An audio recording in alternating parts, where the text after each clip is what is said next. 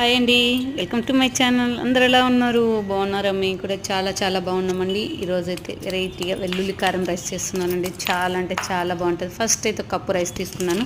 Rice తీసుకొని ఇలా first అయితే వెల్లుల్లిపాయలు వేసానండి. వేసి కొద్దిగా ఉప్పు కారం వేసేసి కచ్చబచ్చగా దంచేసుకోవాలండి. వెల్లుల్లి మన రైస్ని తగినంత వెల్లుల్లిపాయల కారం అయితే రెడీ చేసుకోవాలి. అలాగే కడాయి తీసుకొని కడాయిలో అయితే ఆయిల్ వేసాను. ఆయిల్ వేసి తాలింపు దినుసులు అలాగే పల్లీలు కొద్దిగా కరివేపాకు కొద్దిగా పసుపు వేసేసి దంచి పెట్టుకున్న వెల్లుల్లి కారం వేసేసుకోవాలండి. వేసి బాగా ఫ్రై చేయాలండి. అసలు వెల్లుల్లి కారం దంచుతుంటేనే మంచి స్మెల్, ఆయిల్ వేసి ఇంకా సూపర్గా ఉందండి. అదేనండి, రైస్ వేసేసి కలిపేసుకోవాలి. అంతే, టేస్టీ వెల్లుల్లి కారం రైస్ అయితే రెడీ అయిపోయింది. చాలా బాగుంటుందండి. మనకు జ్వరం వచ్చినప్పుడు ఇలా చేసుకొని తిన్నామంటే నోటికి చాలా రుచిగా చాలా బాగుంటుంది. తప్పకుండా ట్రై చేయండి. ట్రై చేసినాక ఎలా వచ్చిందో కామెంట్ చేయండి.